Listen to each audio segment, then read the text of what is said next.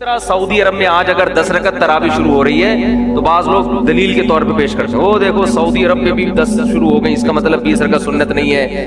بھائی مکہ اور مدینہ میں حضرت عمر رضی اللہ تعالیٰ عنہ کی خلافت راشدہ میں جب سے 20 رکعت تراویح شروع ہوئی ہے، پورے عالم اسلام میں شروع میں ایسا ہوا کہیں 16 کہیں 40 بھی ہوئی ہے، اور اس سے کم تو ہمیں ملتی نہیں۔ موطا کی ایک روایت میں ہے کہ 13 ایک میں آتا ہے 8 اور ایک میں آتا ہے 20، 13 اور 8 والی کو علماء نے مضطرب کہہ کے رد کیا ہے، تبھی امام مالک نے خود ان روایتوں کو نہیں لیا۔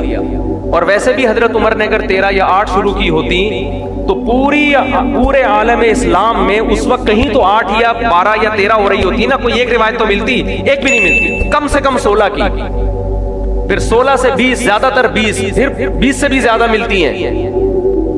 تو چاروں ائمہ کرام نے جب تحقیق کی آج سے ہزاروں سال پہلے، تو ان کی رائے حضرت عمر کے عمل کی وجہ سے یہ قائم ہوئی کہ اس میں سنت عمل کتنا ہے 20 رکعت۔ اس وقت سے لے کے مسجد نبوی اور مسجد حرام میں آج تک سن 2021 تک، آج تو 22 ہے نا، پچھلے سال کورونا تھا، اس سے پہلے سن 2020 تک کتنی رکعتیں تراویح ہو رہی ہیں 20 رکعت سنت سمجھ کے۔ آج اگر حرم میں ہمیشہ کے لیے بھی 10 ہو جاتی ہیں، میرے بھائی اسلام وہ ہے جو قدیم ہے، قرآن و سنت کی وہ تشریح جو پہلے علماء کر چکے ہیں، پوری امت اس پر، آج کی تشریحات پر ہمیں اعتماد نہیں ہے۔ آج حکومتوں کے دباؤ ہوتے ہیں، آج مفادات ہوتے ہیں، کسی پہ ہم الزام نہیں لگا رہے، آج بعض دفعہ سوچنے میں غلطی کرتا ہے انسان، قرآن و حدیث کا اپنی طرف سے مفہوم مراد لے رہا ہوتا ہے۔ ہمارے اہل حدیث بھائی عام طور پر صحیح بخاری کی حدیث پیش کرتے ہیں کہ نبی صلی اللہ علیہ وسلم رمضان غیر رمضان میں 8 رکعت سے زیادہ نہیں پڑھتے تھے۔ اس کے تو بہت آسان جواب ہے، اس حدیث سے تراویح پر استدلال کرنا تو اتنا غلط ہے، میں حیران ہوتا ہوں۔ بھائی نبی اگر 8 رکعت پڑھتے تھے تو کیا جماعت سے پڑھتے تھے؟ آپ جماعت سے کیوں پڑھتے ہیں؟ نبی تو آخری وقت میں پڑھتے تھے، آپ عشاء کے بعد کیوں پڑھتے ہیں؟ دوسری بات یہ، بخاری ہی میں دوسری حدیث بھی تو ہے کہ نبی صلی اللہ علیہ وسلم یزید فی رمضان ما لا یزید فی غیرہ، رمضان میں جو رات کی عبادت خاص طور پر اس کی تعداد مقدار وہ رمضان کے علاوہ کی تعداد سے زیادہ۔ بخاری ہی کی دوسری حدیث اس حدیث کے کیا ہے؟ اگینسٹ ہے، تو اس کو کیوں لیتے ہو، اس کو کیوں نہیں لیتے؟ دونوں حدیثیں صحیح بخاری کی ہیں۔ اسی وجہ سے علماء نے کہا ہے کہ حضرت عائشہ کی جو حدیث ہے نا کہ نبی رمضان اور غیر رمضان میں 8 سے زیادہ نہیں پڑھتے، یہ مسترب ہے، کیونکہ دوسری حدیث بالکل اس کے اگینسٹ ہے۔ جب دو حدیثیں بالکل ایک جیسی سند کی ہوں اور ایک دوسرے کی اگینسٹ ہوں تو ان میں کسی سے بھی آپ استدلال نہیں کر سکتے۔ اس کی مثال ایسے ہے جیسے بخاری میں ہے کہ حضرت سلیمان علیہ السلام نے ایک رات میں اپنی 60 بیویوں سے ہمبستری کی، دوسری میں آتا ہے 100 بیویوں سے کی۔ 60 اور 100 کے عدد ایک دوسرے کے بالکل کیا ہیں؟ اپوزٹ۔ اب آپ ایک عدد کے بارے میں بھی یقین سے نہیں کہہ سکتے کیونکہ اس میں دونوں ایک دوسرے کے بالکل خلاف۔ ہم یہ کہیں گے بہت کثرت سے ازواج تھیں، صحیح تعداد ہمیں معلوم نہیں ہے، یا ہم کچھ اور تعویل کریں گے، حفظ کل ما لم يحفظه الاخر، کہ ایک نے 100 کا عدد کہا، ان کو تھا کہ 100، ایک نے کہا کہ 60 کا تو مجھے یاد ہے، اس سے اوپر کا یاد نہیں ہے، لیکن ترجیح اس میں جو زیادہ بیان کر رہا ہے نا اس کو دی جائے گی، اس لیے کہ جو کم بیان کر رہا ہے وہ یہ سوچ کے بیان کر رہا ہے کہ اس سے زیادہ کا مجھے علم نہیں ہے۔ تو یہاں حضرت عائشہ جو 8 رکعت والی حدیث بیان کرتی ہیں، اور پھر نبی صحیح منقول ہے بخاری میں ہی کہ رمضان میں تعداد مقدار زیادہ ہوتی تھی، اس سے پتہ چلتا ہے یہ 8 سے زیادہ۔ یہ تو اگر ہم بخاری کی اس حدیث کو تراویح پہ فٹ کر لیں تو میں بیان کر رہا ہوں، تو بھی 8 رکعتیں ثابت نہیں ہوتی، بلکہ بخاری ہی میں اس کے اگینسٹ دوسری حدیث موجود ہے۔ لیکن حقیقت یہ ہے کہ اس کا تراویح کی نماز سے کوئی تعلق نہیں ہے، کوئی تعلق نہیں ہے اس کا تراویح کی نماز۔ تراویح کی نماز کا جس حدیث سے تعلق ہے نا وہ بخاری کی حدیث ہے جس میں حضرت عائشہ فرماتی ہے نبی صلی اللہ علیہ وسلم مسجد نبی میں نکلے اور آپ نے 3 دن نماز پڑھائی، بہت بڑی تعداد تھی۔ اس کے بارے میں وہ کتنی رکعتیں تھیں اس کے بارے میں ہمارے پاس کوئی صحیح حدیث واضح موجود نہیں ہے۔ ایک ضعیف حدیث ہے کہ 20 رکعتیں تھیں۔ علماء نے کہا کہ ضعیف حدیث اگر کسی صحیح دوسری روایت سے اس کی تائید ہو جائے یا تعامل امت سے اس کی تائید ہو جائے تو پھر اس میں ضعف ختم ہو جاتا ہے. تو ضعیف ہونے کے باوجود حضرت عمر اور اسلاف کا جو عمل تھا جو عالم اسلام میں پھیل چکا تھا, کیونکہ حضرت عمر رضی اللہ تعالیٰ عنہ نے جب تراویح شروع کی ہے نا, تو ائمہ کرام یہ کہا کرتے تھے کہ ما رأیت عمر مبتدعا, ہم حضرت عمر کو بدعتی نہیں سمجھتے. حضرت عمر نے ایک کام کیا تو یہ ہو نہیں سکتا کہ نبی سے اس کی اصل نہ ملے, یہ ہو نہیں سکتا کہ نبی سے اس کی اصل. تو چونکہ حضرت عمر سے 20 رکعتیں جو صحیح سند ہے, اگرچہ وہ حدیث مرسل ہے, ہمارے اہل حدیث بھائی اعتراض کرتے ہیں کہ جو حضرت عمر سے 20 رکعتیں بیان کر رہا ہے اس نے حضرت عمر کا زمانہ نہیں پایا, لہذا یہ حدیث منقطع, درمیان میں راوی کیا ہے, شارٹ ہے. اس کا علماء نے جواب دیا ہے, مجتہدین نے وہ جواب یہ دیا ہے کہ یہ جو تعداد رکعات ہے نا, یہ جب پورے عالم اسلام میں جب یہ پھیلی ہیں تو یہ چیز ایسی نہیں ہے جو مشہور نہ ہو. تو جو چیزیں مشہور ہوتی ہیں, جو کھلے عام سب اس کو صبح شام دیکھ رہے ہوتے ہیں, وہ چیزیں بیان کرنے میں سند کی محتاج نہیں ہوتی. اور یہ کسی دیوبندی کا قول نہیں ہے, یہ سعودی عرب کے عرب عالم ہی کے قول میں آپ کے سامنے پیش کر رہا ہوں. سعودی عرب میں آج سے چند سال پہلے 20 رکعتوں کو ختم کرنے کی جب کوشش کی تو مدینہ یونیورسٹی کے جو چانسلر تھے عطیہ سالم, انہوں نے کتاب لکھی کہ 1000 سال سے زیادہ سعودی مکہ مدینہ میں 20 رکعت تراویح ہو رہی ہے. اس کا انہوں نے اس میں جواب دیا ہے کہ یہ جو حضرت عمر سے 20 رکعتیں منقول ہے نا, حدیث مرسل کہتے ہیں, راوی اپنے سے اوپر کے راوی کا نام حذف کر دے. انہوں نے کہا اس کے مرسل ہونے سے حدیث ضعیف نہیں ہوگی, کیونکہ یہ چیزیں شہرت کی بنا پر بیان کی جاتی ہیں. تراویح کوئی بند کمرے میں چھپ کے تھوڑی ہو رہی تھی, ساری دنیا دیکھ رہی تھی کتنی رکعتیں ہو رہی ہیں. تبھی محدثین نے, علماء نے, فقہا نے جو فتویٰ دیا نا 20 رکعتوں کا, تو ان میں سے کسی نے بھی یہ نہیں کہا کہ ہمارے پاس صحیح سند سے یہ بات پہنچی. انہوں نے کہا شہرت ہے اس کی.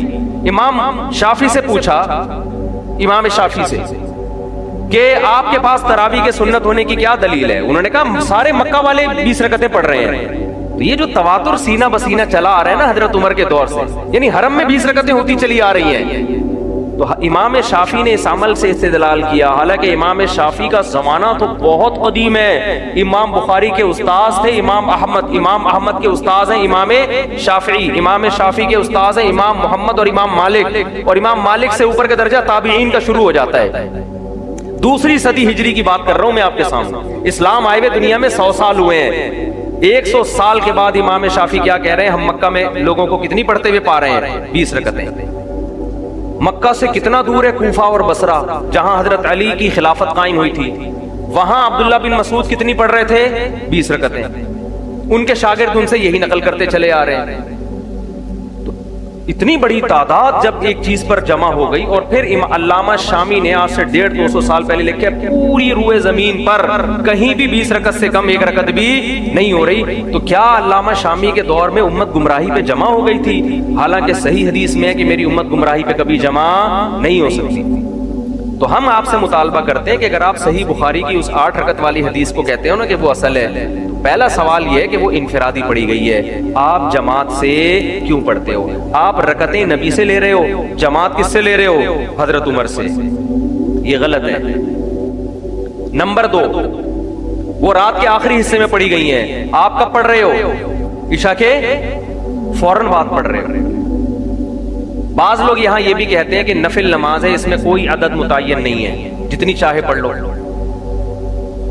خوب سمجھ لیں, نفل نماز میں جماعت لوگوں کو اکٹھا کر کے پڑھنا یہ جائز نہیں ہے جب تک آپ کے پاس اس کا ثبوت نبی صلی اللہ علیہ وسلم سے صراحتاً یا دلالتاً نہ ہو. صراحتاً کا مطلب نبی سے سند ہو, دلالتاً کا مطلب صحابہ نے کیا ہو, صحابہ کا عمل یہ بتا رہا ہو کہ نبی نے کیا ہوگا. بعض چیزیں صراحتاً ہوتی ہیں, بعض کیسے ہوتی ہیں؟ دلالتاً. دلالتاً کا مطلب یہ ہوتا ہے کہ جیسے ہم نے اپنی آنکھوں سے تو نہیں دیکھا, سورج کی روشنی دیکھ کر یقین ہو رہا ہے کہ سورج نکلا ہوا ہے, تو صحابہ کا عمل دیکھ کر یقین ہو گیا کہ یقیناً نبی نے یہ عمل کیا ہے. اس کو کہتے ہیں دلالتاً.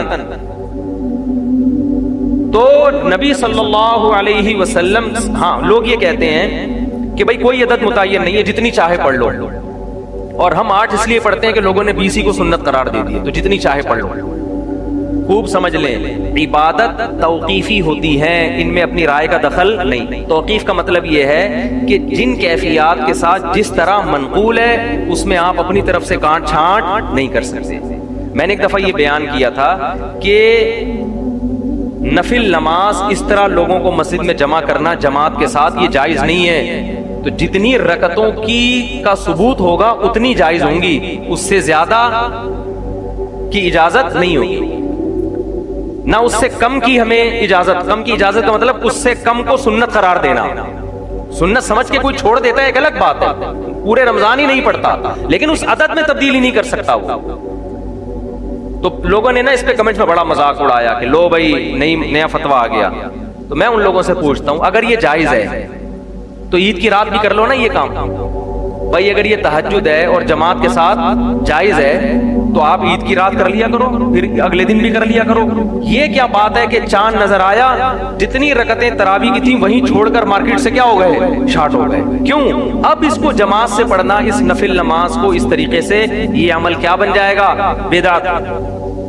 تو اس کے لیے ثبوت چاہیے, جتنی رکعتوں کا ثبوت ہوگا اتنی ہی سنت ہوں گی, اس سے کم کوئی سستی کی وجہ سے نہ پڑے ایک الگ بات ہے. جیسے ظہر سے پہلے 4 سنتیں سنت ہیں, اس میں 2 کو سنت نہیں کہہ سکتے.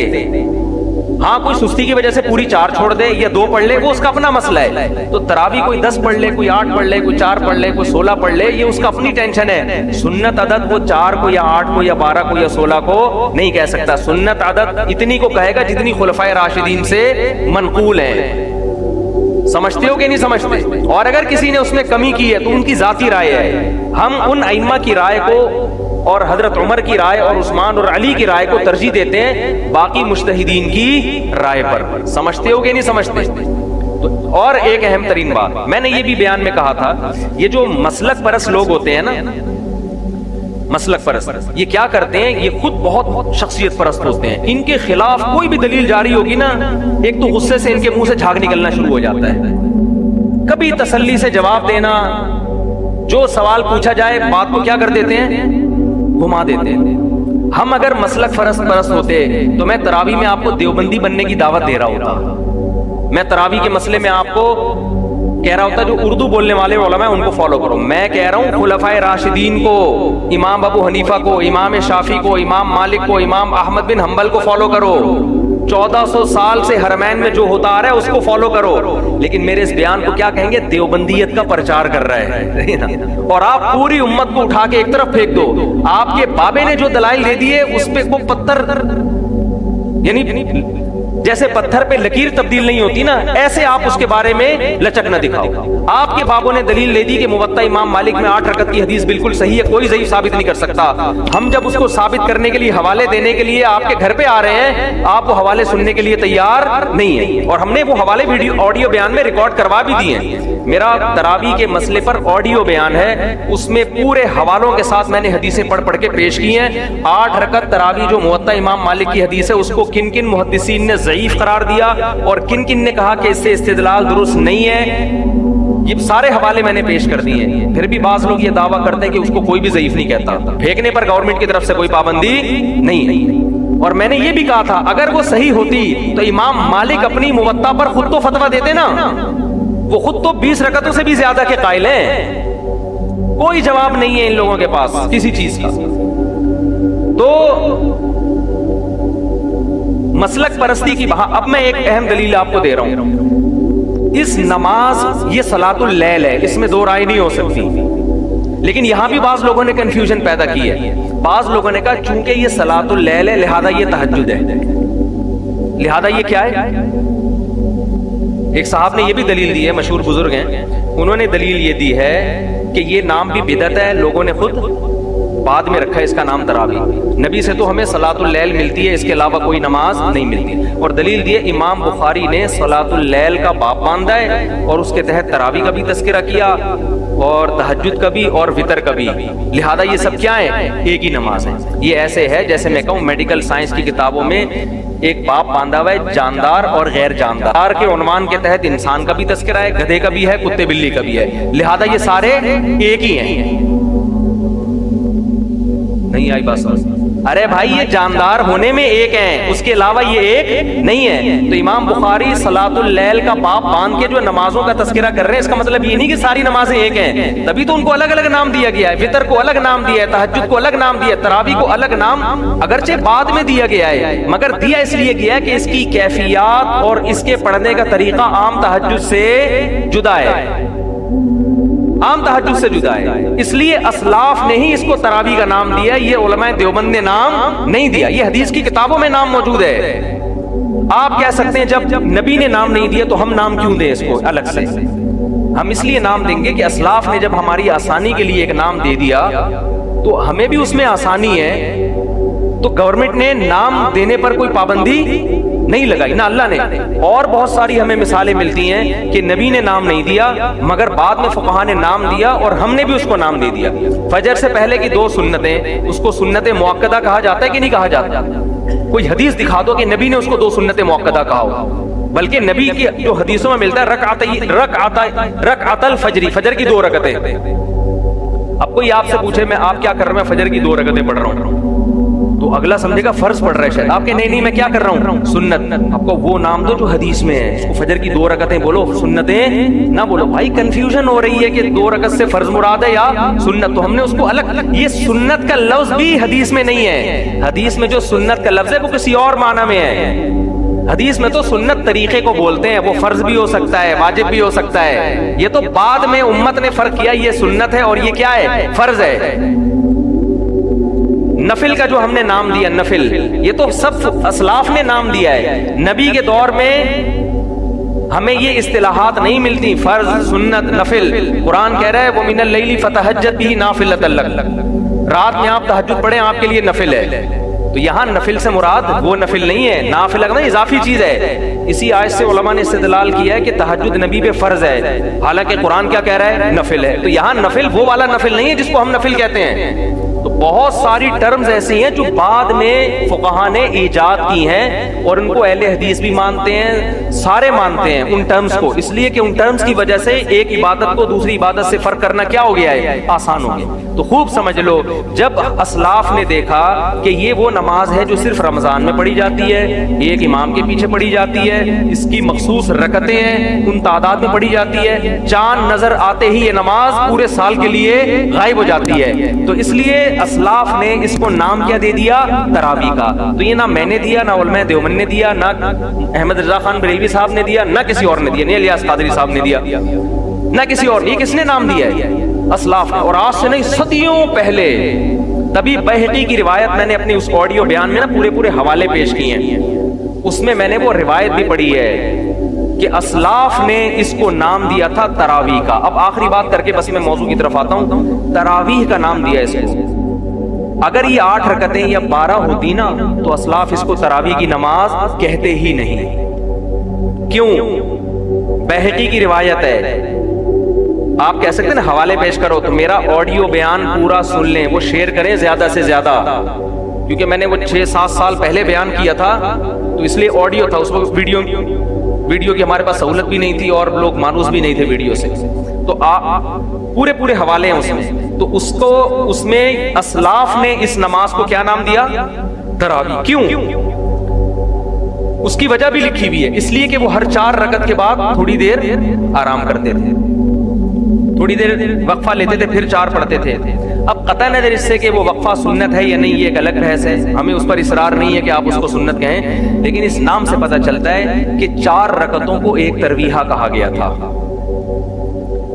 عربی میں 2 کے لیے الگ صیغہ ہوتا ہے اور جمع کے لیے بولو الگ صیغہ، تو 4 رکعتوں کو جب ترویحتن کہا گیا تو 8 رکعتوں کو ترویحتین کہا جائے گا، تراویح بولو نہیں کہا جائے گا۔ اس سے پتہ چلتا ہے کہ اسلاف کے دور میں کوئی ایک مسجد بھی ایسی نہیں تھی جہاں 8 یا 10 رکعتیں، کیونکہ 10 رکعتوں کو بھی تراویح نہیں کہہ سکتے، کوئی ایک مسجد بھی روئے زمین پہ ایسی نہیں تھی، ورنہ وہ اس کو یہ نام نہ دیتے۔ تو تراویح یہ جمع اقصا ہے، جمع اقصا کا مطلب اس میں 4 رکعتیں متعدد بار آئی ہیں، تبھی اس کو تراویح کہہ رہے ہیں۔ دیکھو مسجد ایک مسجد، مسجدین 2 مسجد، مساجد بہت ساری مسجدیں، اب سمجھے مساجد، تو اس طرح ترویحہ 4 رکعتیں، ترویحتین 4 4 2 دفعہ 8 ہو گئی. تراویح کا مطلب 4 کا عدد متعدد بار آ رہا ہے. تو یہ لفظ جو اسلاف نے دیا، میں نے اور آپ نے نہیں دیا، یہ نام بتا رہے کہ اس دور میں 8 رکعتوں یا 10 رکعتوں کا کوئی تصور نہیں تھا، ورنہ یہ نام اس میں فٹ ہی نہیں آتا. آپ جو مرضی کرتے رہے، سعودی حکومت کرتی رہے یا آج کل جو بھی فتویٰ دیتا رہے، ان کی اپنی تحقیق ہے، ہم کسی پہ الزامات نہیں لگا رہے، لیکن ہم نے وہ فالو کرنا ہے جو وہ اسلام جو 1200-1300 سال پہلے بر صغیر میں آیا، وہ اسلام جو امام شافعی کے دور میں مکہ اور مدینہ میں تھا، سمجھ رہے ہیں؟ وہ اسلام جو حضرت عمر کے دور میں مصر میں آیا، اس میں 3 طلاقیں 3 تھیں، اس میں تراویح کی کتنی رکعتیں تھیں؟ 20 تھیں. آج جو تحقیقات کے نام پہ ہو رہا ہے تو بھائی، اور اسی وقت پوری امت، امام بخاری نے روایت پیش کی ہے، ایک خاتون کا حوالہ دیا ہے تابعیہ سے کہ جو مردوں کی طرح نماز پڑھتی تھیں. اس کا مطلب ان کے علاوہ جتنی بھی تھیں وہ نماز کیسے پڑھتی تھیں؟ عورتوں کی طرح. وہی نماز مصر میں بھی گئی ہے، وہی ہندوستان میں بھی گئی ہے، وہی عرب میں بھی گئی ہے. اسی وجہ سے عرب نے فالو کیا امام احمد بن حنبل کو. امام احمد ان کے شاگردوں کا فتویٰ، عورت سمٹ کے نماز پڑھے. امام شافعی کو فالو کیا ملیشیا انڈونیشیا نے. ملیشیا انڈونیشیا والے ان کا جتنے قدیم علماء ہیں، آج کا ملیشیا نہیں، آج کا انڈونیشیا نہیں، صدیوں سے جو ملیشیا میں اسلام آ رہا ہے، اور فقہ شافعی کی کتابوں میں جو لکھا ہوا ہے، عورت مردوں کی طرح نہیں بلکہ سمٹ کے نماز پڑھے گی. عرب میں بھی سمٹ کے نماز پڑھا کرتی تھی، آج سے 100 سال پہلے کا سعودیہ اٹھا کے دیکھ لو. مصر میں بھی جہاں شافعی فقہ زیادہ رائج ہوا، سمٹ کے نماز پڑھتی تھی. مالکی مذہب جو افریقہ کی طرف گیا ہے، امام مالک کا بھی فتویٰ ہے عورت کیسے نماز پڑھے گی؟ سمٹ کے. اور فقہ حنفی جہاں اسلام دوسری صدی ہجری میں بر صغیر میں آیا، وہاں بھی ساری آپ 100-150 سال پہلے، یہاں تک کہ اہل حدیث بھی دیکھ لو گے نا 150 سال پہلے، ان کے فتووں میں بھی لکھا ہوا ہے کہ عورت سمٹ کے نماز پڑھے گی. اب اگر پوری دنیا میں وہ نماز چینج ہو گئی ہے بھائی، اب اگر تو بے شک آپ اس پہ قرآن و حدیث کا کتنا اچھا لیول لگا لو، ہم اس چینج شدہ نماز کو قبول کرنے کے لیے تیار نہیں ہے، کیونکہ اب بہت کچھ چینج ہو رہا ہے. دجال آنے سے پہلے پتہ نہیں کیا کیا چینج ہو جائے گا. اب تو فتوے آئیں گے، اب تو اور کچھ دنوں میں آپ دیکھنا میری پیش گوئی ہے، چند سالوں میں شاید میرے مرنے کے بعد تراویح کی نماز ہی غائب کر دی جائے گی. وجہ اس کی ہے کہ غامدی صاحب بڑی مضبوط دلیل دیتے ہیں اپنے حساب سے کہ نبی نے 3 دن پڑھ کے جو نماز چھوڑ دی ہے، آپ اس کو پڑھ کیوں رہے ہو؟ آئی بات سمجھ؟ جو نماز نبی نے 3 دن پڑھ کے چھوڑ دی، آپ اس کو پڑھ کیوں رہے ہو؟ تو ہم کیوں پڑھ رہے ہیں بھائی؟ حضرت عمر نے پڑھائی ہے، تو حضرت عمر بدعتی بولو نہیں ہو سکتے. تو دین میں قرآن و سنت کے ساتھ صحابہ اور اسلاف کو مرج کرنا پڑے گا. اگر آپ نے صرف قرآن کی بات کی تو بھی گمراہ، صرف قرآن اور حدیث کی بات کی تو بھی گمراہ. قرآن، حدیث اور اسلاف اس کے ساتھ ملانے پڑیں گے. اور اسلاف کا مطلب سلفی نام رکھ لینا کافی نہیں ہے، اسلاف کے فتووں کو فالو کرنا پڑے گا.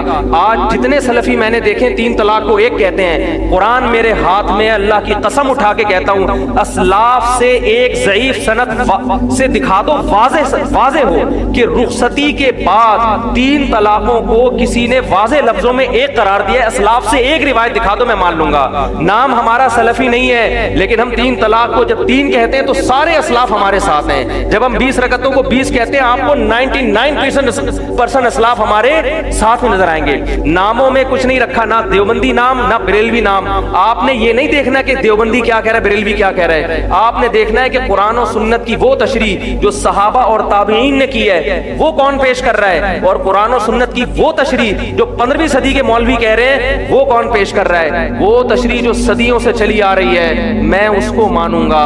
وہ تشریح جو آج مارکیٹ میں آ رہی ہے کتنا ہی اچھا اور خوبصورت لیبل لگا لو، ہم اس کو ایکسپٹ کرنے کے لیے تیار نہیں ہیں.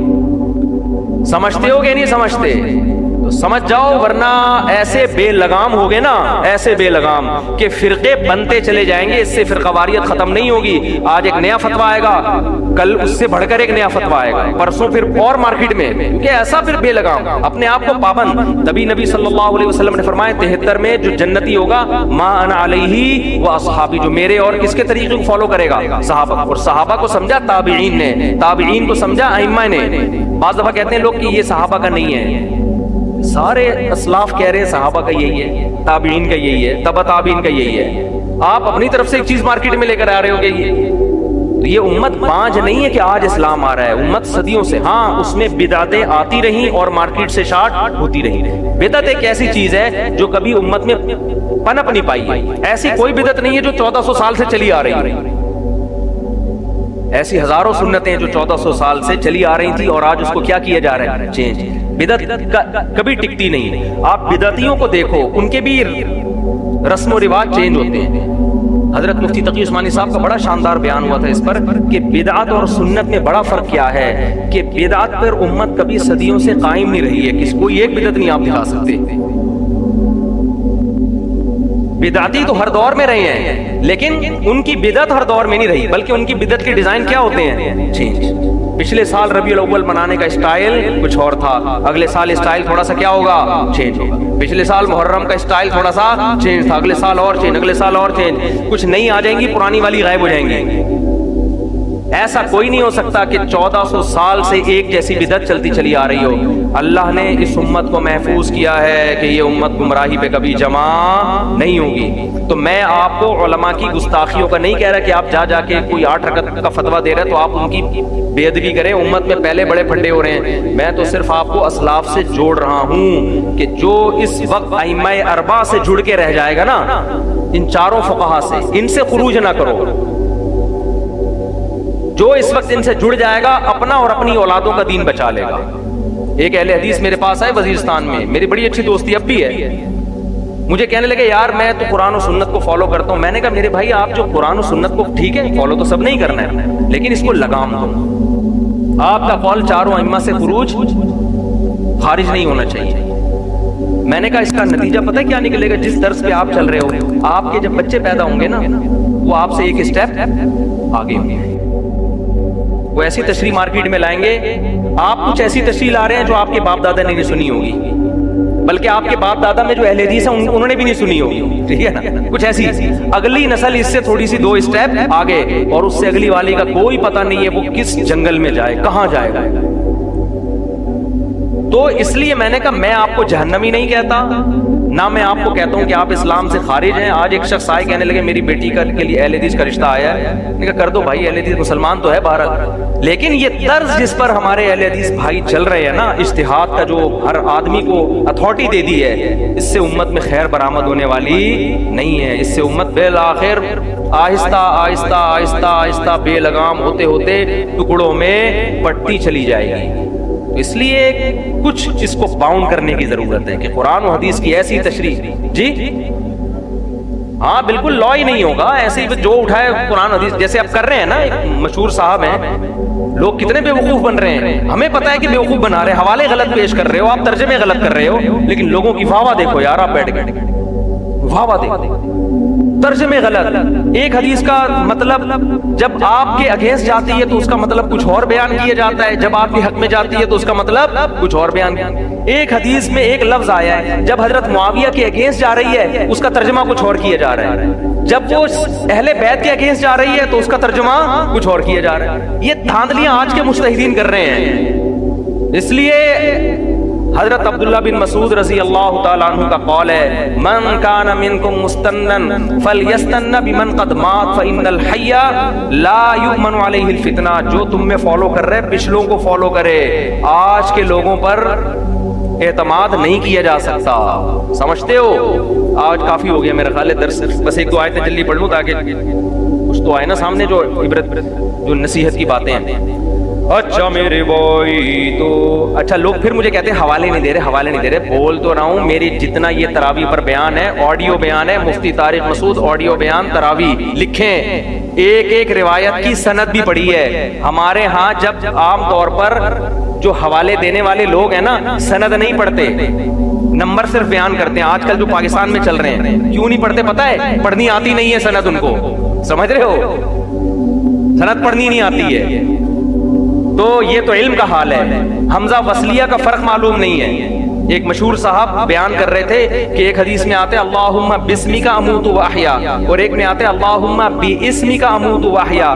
یہ گرامر کے لحاظ سے اتنی بڑی غلطی ہے کہ مدرسے کا پہلی جماعت کا بچہ کہے گا کہ جس آدمی کو بسمک اور باسمک کا نہیں پتا وہ مجتہد بنا ہوا ہے، لوگوں کو مسائل بتا رہا ہے قرآن و حدیث. یہ ایسے ہی ہے جیسے میں آپ سے کہوں کہ انگلش میں ایک پروفیسر نے کہا آئی نو اور ایک نے کہا آئی کنو. ابے کہ لکھا جائے نہ لکھا جائے سائلنٹ ہی ہوگا ہمیشہ. تو بخاری میں کوئی ایسی حدیث نہیں ہے جس میں آتے اللہم باسمکا. اسمکا غلط ہے، الف لکھا جائے گا پڑھا نہیں جائے گا. یہ حالت جہالت کی ہے اور امت کو گائیڈ کر رہے ہیں اور فتوے دے رہے ہیں. ابو حنیفہ کا یہ قول غلط ہے، شافعی کا یہ قول غلط ہے، میں صرف قرآن حدیث کو مانتا ہوں. بھائی تو قرآن حدیث کو نہیں مانتے آپ لوگوں پر قرآن و حدیث کی وہ تشریح تھوپ رہے ہو جو آپ کی ذہن کی پیداوار ہے، اور لوگوں کو پڑھے لکھے لوگوں کو فالو کرنے سے